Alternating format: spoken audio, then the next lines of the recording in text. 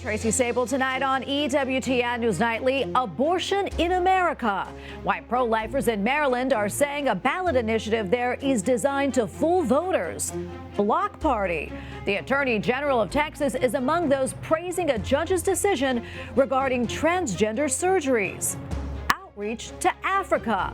Amid worsening relations with the West, China hosts a gathering of African leaders, plus a pope and a president. On day 2 of his apostolic trip to Asia, the Holy Father meets the leader of Indonesia. These stories and more tonight.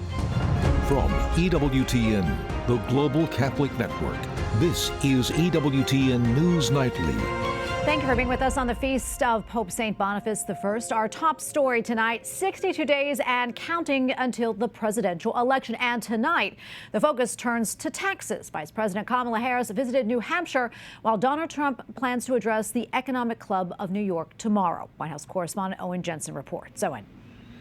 Tracy, good evening to you. Kamala Harris is proposing a tenfold expansion of tax incentives for small businesses, while Donald Trump is pushing tax cuts in the trillions of dollars. All this as their first debate is just days away.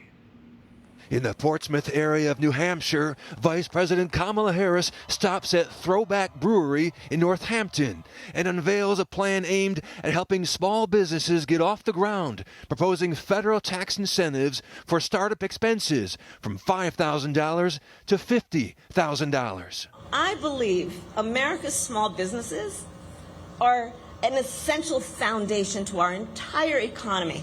Her goal, spur 25 million new small business applications over her 4-year term should she win the White House. And my vision of an opportunity economy is one where everyone can compete and have a real chance to succeed. The Trump campaign calls Harris's small business plan a sham, which does nothing to address the inflation many business owners say is the single biggest problem affecting their operations, and instead force another expensive, unclear gimmick on Americans who just want things to be affordable again. The Trump campaign also released a new ad ripping on Harris for her, quote, failure and weakness. Not only does she inherit these numbers and contribute to them, she was the tie-breaking vote on $3 trillion of spending bills. So she is almost personally responsible for the massive inflation that you just showed on that chart. And the Trump campaign says Harris wants to let the Trump tax cuts expire next year. Also, a new warning tonight from the Biden administration. It says the Russian government is trying again to influence the U.S. presidential election. The Justice Department is seizing 32 internet domains that the Russian government and the Russian-sponsored actors have used to engage in a covert campaign to interfere and influence the outcome of our country's elections. Now, back to taxes. Donald Trump has called for lowering the corporate tax rate to 15%. And Kamala Harris believes higher taxes on big corporations and the super wealthy could help spur the construction of 3 million homes, which, of course, as you know, have gotten more expensive to buy. At the White House, Owen Jensen, EWTN News Nightly. Abortion played a key role in the election 2 years ago and is likely to do the same this November. Millions of voters in up to 11 states will decide on abortion-related referendums, including Maryland. But pro-lifers say the state's proposed constitutional amendment is designed to fool voters. Capitol Hill correspondent Eric Rosales takes a closer look for us. Eric. Well, good evening, Tracy. Yes, let's first have a little history lesson. Unrestricted abortions in the state of Maryland have been legal since 1991. And last year, state lawmakers passed an amendment enshrining abortion rights and reproductive freedom into its constitution. So some may be asking, why is this amendment needed? Well, pro-life groups tell me that the state's reproductive freedom amendment actually goes after parental rights. There is no definition for reproductive freedom in the amendment nor in the law or anywhere in Maryland law. So it's a catch-all phrase to refer to anything that pertains to the reproductive system or the reproductive anatomy. Deborah Bricotto is the CEO of the pro-life group Health Not Harm. She says every parent wants to have the authority over their child for their health care and educational decisions, and this amendment could take it away. She says the amendment would allow children to undergo gender manipulation surgeries and more. So children could consent to puberty blockers. A 12-year-old girl could consent to having a birth control device implanted in her arm without her parents' knowledge or consent. A 14-year-old girl could seek to get a double mastectomy. State Democrats dismissed the accusations, stating, quote, under existing law, there are very few exceptions where a minor can receive health care of any sort of surgical operation without any parental consent. Gender reassignment surgery is not one of those exceptions. Even if that's true, that a constitutional amendment will supersede any law, that all laws will have to conform to the Constitution, including this amendment if it's passed. Angela Also Brooks is a Maryland Democrat who's running for the U.S. Senate. She tells me she's all for the amendment. I think it should be codified in our state constitution to give women the ability to access abortion care and to be able to have that right codified. Her Republican opponent, Larry Hogan, has pledged to be a pro-choice senator, promising to support legislation codifying the protections of Roe v. Wade. Mercado says voters need to be informed. You saw the words reproductive freedom, you're going to think, oh, this is the abortion amendment. And you're not going to break down the wording of the amendment to notice that it doesn't use the word woman and it doesn't use the word abortion. And then the little phrase in there that says including but not limited to. And by the way, the Maryland Family Institute is also urging voters to reject the amendment, saying that it would cement Maryland's abortion laws, which are already some of the most extreme in the country, and agree that it threatens parental rights. At the Capitol, Eric Rosales, EWTN News Nightly. A Ferrari, a $2 million condo in Hawaii, and salted ducks. Federal prosecutors say it was all part of a former New York official's lavish lifestyle, courtesy of the Chinese government. In a sprawling indictment, Linda Sun is charged with acting as an undisclosed agent of the Chinese government. Sun worked for both New York governors Kathy Hochul and Andrew Cuomo. Prosecutors say that Sun used her position to block Taiwanese officials from having access to the governor's office, ensured state officials did not publicly address the persecution of Uyghurs, and sought to, quote, shape the public statements the governor made on China. To discuss this and more, let's bring in Stephen Yates. He is a senior fellow and chair of China Policy Initiative at the America First Policy Institute. Steve, great to have you back on. So if this is true, how concerning is this? Well, it's extremely concerning. I mean, there are a number of things that were problematic about this individual, and they were right in plain sight when the former president of Taiwan, democratically elected, came and had a transit because our government doesn't allow them to have a visit to New York City. Front and center in a Chinese Communist Party sponsored protest was this woman who was an employee of the state of New York. And after being out in public, standing side by side with CCP protesters, she was promoted to the position of deputy chief of staff. I mean, it's really extraordinary. It's as if we have elected officials who don't believe the Communist Party of China is a problem at all. Yeah, and these charges are just the latest in the Justice Department's push to stop the Chinese from secretly influencing the U.S. government. Steve, how widespread is this problem? Unfortunately, we can't answer that because we have had very few people really apply scrutiny. We've had years and years of discussion about Russian manipulation, allegedly, and we've had issues on campuses that talk of things in the Middle East. We've had much less focus in this area, but as this indictment lays clear, this woman was explicitly stating to the Chinese consulate that she was going to weigh in and block state of New York government interactions with Taiwanese officials or invitations to events, which includes constituents that are American citizens of Taiwanese variety in New York City. And so this was political warfare. And if you think that she was willing to play political warfare on that, imagine how she may have affected the state of New York's policy interpretation of China and its role in COVID. There's just so many parts of this that are problematic. And unfortunately, it's happening in other states too. Yeah, and normally, you know, we hear a lot about Chinese hacking, not a whole lot about the spies. Do you think both methods, that is, really do serve the same purpose for China? Yes, I mean, the Chinese Communist Party uses a comprehensive warfare strategy. It's based in, ironically, traditional Chinese military culture, something the CCP conducted a revolution against, but bygones. They're using this same comprehensive approach. And the human intelligence part of this and the influence operations are actually much more powerful than the technical side of things. And it requires us to look past things like ethnicity and look at where people come from and where their affiliations really are. So in New York, they had a lot having to do with Asian hate. We should be against hate against Asian American citizens and friends. At the same time, we have a large number of people from China who are coming and taking up positions of influence, and they're loyal to the CCP, not the United States. So before I let you go, what's the end game here for China? Well, for China, there's many things that are part of the end game. Number one is sow division and distrust in the United States and influence what our behavior might be.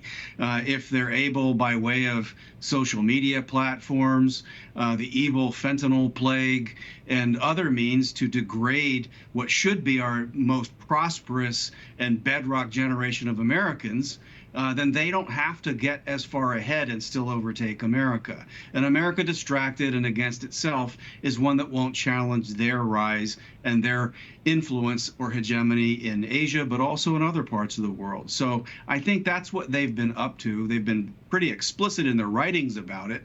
I think we've been willfully ignorant about it in our governing circles. Well, Stephen Yates, always good to be with you. Thank you so much. Thank you very much. Well, at least 4 people are dead and 9 others injured after a shooting at a high school outside of Atlanta, Georgia. Students at Appalachia High School ran to the football stadium for safety as parents raced to see if their children were okay. Later, students formed a prayer circle on the football field. Police say one suspect is in custody. It is not immediately clear if the suspect was a student at the school. The Barrow County Sheriff called the shooting, quote, an evil thing. Okay, now to China, where leaders of 50 African countries are in Beijing for a 4-day summit.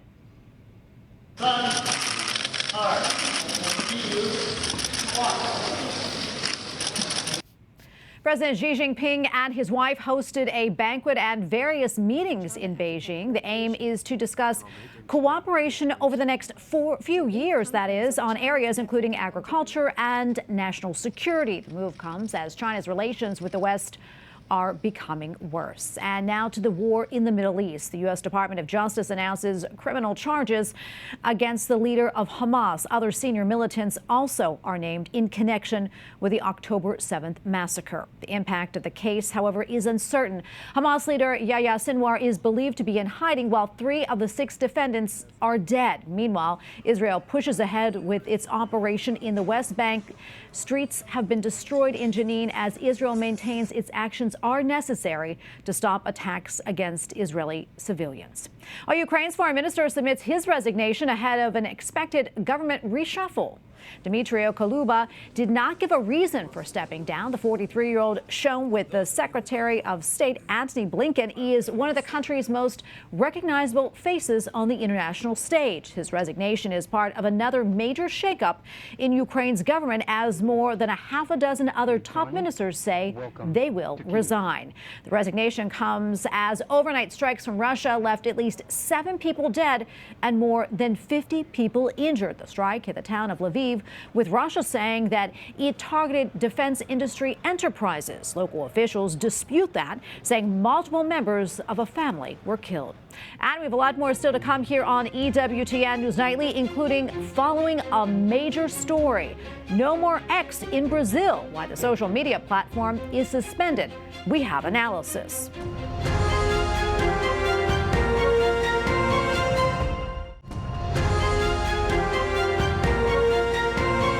Welcome back. A district judge has blocked a Biden-Harris administration proposal regarding gender reassignment surgeries. The White House mandated that federally funded hospitals must perform those surgeries as part of a broadening of the meaning of sex to include gender identity. Officials from Texas and Montana filed a lawsuit saying the plan violates the parts of their state law that prohibit transgender surgeries on minors. Texas Attorney General Ken Paxton praised the court's decision to block the measure nationwide. He calls it, quote, a major victory for Americans across the country. A U.S. Navy sailor is detained in Venezuela. The Pentagon says the move comes after the service member made an unauthorized trip to the socialist nation on personal business. He was then arrested by Venezuelan police. The Navy and State Department are looking into the matter. On social media platform X, formerly known as Twitter, remains suspended and unavailable to a reported 40 million people in Brazil. Earlier this week, the South American country's Supreme Court upheld a judge's decision to block X nationwide. The ban is expected to remain in place until the social media giant complies with a court order and pays fines of more than $3 million. The disagreement began amid claims by a judge in Brazil that X is home to misinformation. X owner Elon Musk fought back, saying the platform is dedicated to free speech. And joining us now to talk more about this and the impact on free speech, let's bring in Adam Candu, professor of law and director of the Intellectual Property Information and Communications Law Program at Michigan State University. Professor, good to be with you today. Your thoughts on Brazil's decision to shut down X. It certainly isn't the first country to do so. Russia, China, and North Korea have all banned access to the social media giant. But unlike those other countries, Brazil is considered a democracy. That's right. You don't want to become a member of the club of countries that is banning X. It pretty much shows what sort of country you are, which is a tyranny, a country that is opposed to free speech, a country that doesn't want its citizens to express themselves and hear a diversity of viewpoints. And unfortunately, Brazil now has more in common with North Korea than, I'm afraid, with America. Yeah, according to a Wall Street Journal report, Professor, Brazil's president stated that, quote, the world is not obliged to put up with Musk's far-right ideology just because he is rich. And that he also said that Brazil should be an example to the rest of the world on how to deal with Elon Musk. Who determines whether one's ideology is considered far-right or far-left? And isn't free speech allowed and even encouraged in a democracy? You can't have a democracy without free speech. And I think it's very telling and significant that the Brazilian government, specifically the Brazilian judges, seem to be upset mostly with right-wing disinformation, with views and opinions coming from individuals who are political opponents. It's the pattern of all people of all tyrants who oppose free speech. Well, we have to protect safety, disinformation, and I'm the one who's going to define what disinformation is. I'm going to determine how safe, if that's the word to use, people must be. And I think it's very telling that, look at the other countries that have banned Twitter. They're all countries that no one would consider as protecting free speech or human rights, and Brazil is now one of them. Yeah, and the judge who issued X's suspension gave a speech and said in part that those who violate democracy, who violate fundamental rights, whether in person or through social media, must be held accountable. How exactly did Musk and his platform violate democracy?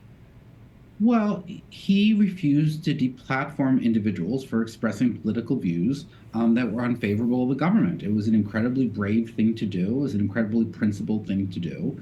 And he was ordered by the Brazilian government to do that, and he refused. I would say, to make people more upset and underscore the moment in which we live, the EU, Mr. Thierry Breton, who's a high-level bureaucrat in the European Union, is pretty much asking Elon Musk to do the same thing.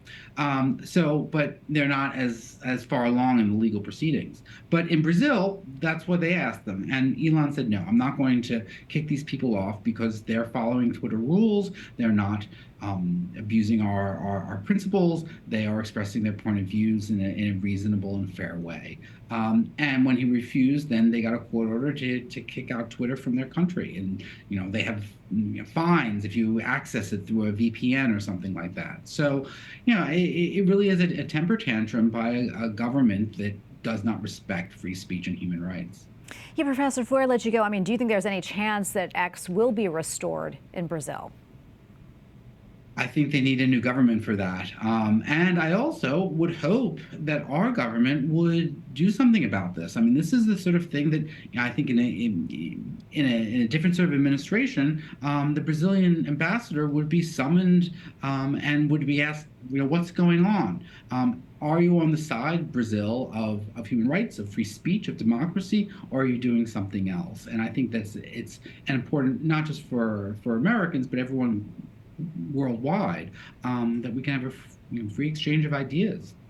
Well, Professor Kendi, thank you so much for coming on and for all your insights. We really appreciate it. My pleasure. It was an honor. Up next on EWTN News Nightly, faith, fraternity, and compassion. 3 virtues Pope Francis talks about on his first full day in Jakarta. Plus, a new report sheds startling numbers on the faithful being targeted in Nigeria.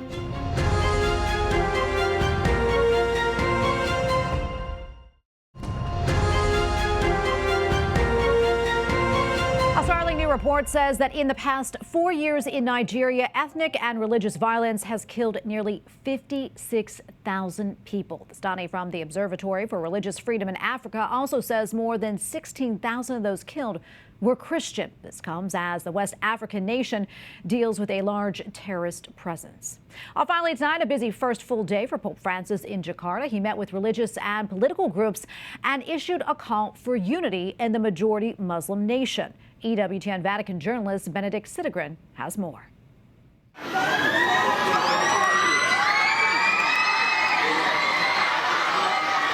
Dozens of children waving Vatican and Indonesian flags greeted the Pope as he arrived at the presidential palace in Jakarta this morning.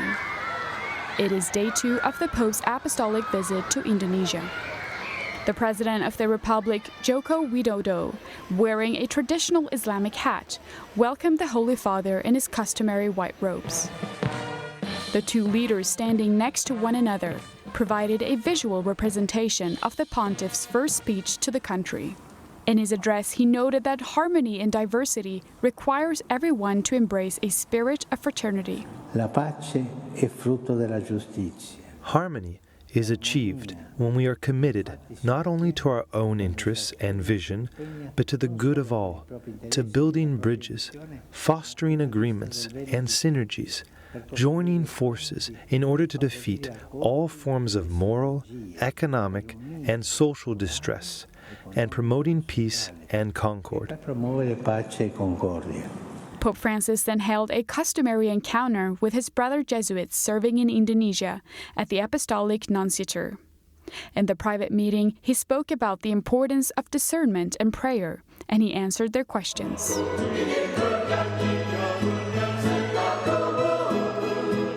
Later in the afternoon, the Holy Father delivered his second speech in the Cathedral of Our Lady of the Assumption. He heard testimonies from a priest, a religious sister, and 2 catechists before reflecting on the motto of his visit: faith, fraternity, and compassion. I think these are 3 virtues that express well both your journey as a church and your character as a people who are ethnically and culturally diverse. But at the same time, you are characterized by an innate striving for unity and peaceful coexistence. During the last stop of the day, Pope Francis visited the youth community of Escolas Occurrentes at the capital's Grape Muda Youth House. The global educational project started in 2001 under the Pope's leadership, while he was still the Archbishop of Buenos Aires. The project focuses on engaging youth from various islands, schools, and religions in education, art, and sports. In Rome, Benedict Sidegren, EWTN News Nightly. And we thank you for watching tonight. Remember, you can follow us on social media, Facebook, X, and Instagram at EWTN News Nightly. I'm Tracy Sabol. Good night and God bless.